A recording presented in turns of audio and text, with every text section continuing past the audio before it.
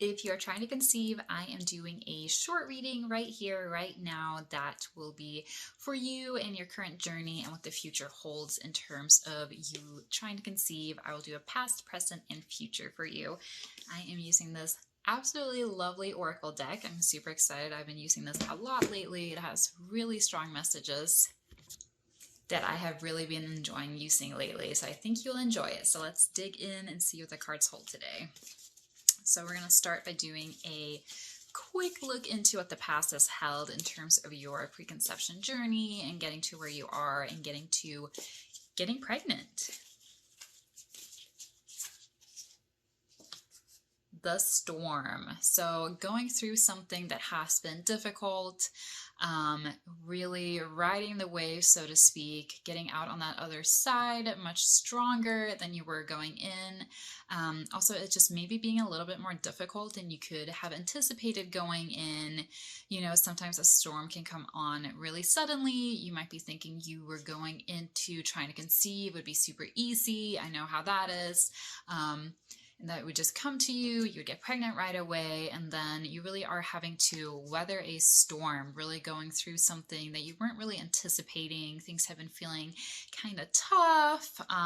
You know, a lot of emotions are coming up. Really have had a bit of a difficult time up until now. So let's see what the present is holding for you. See what card comes up. Okay.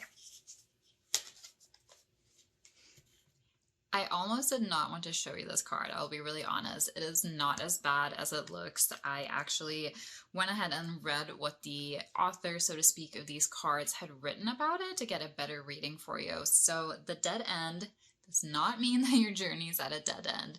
Actually, what it says is the dead end becoming known as life's beginning, which I think is actually a really positive sign.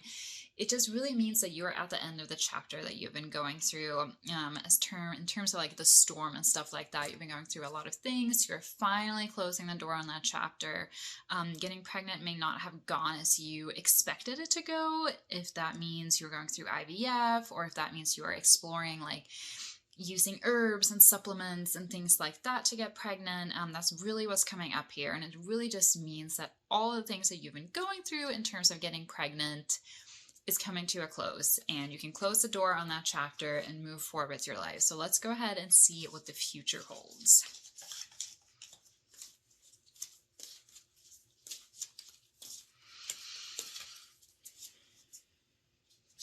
The riddle. That is a bit of a complicated card. So this does not really have a super clear answer.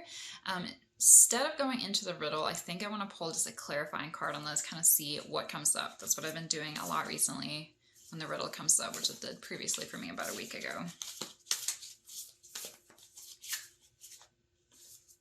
Agape. So let's look at these two cards together. So we got the riddle for your future, and then we got agape.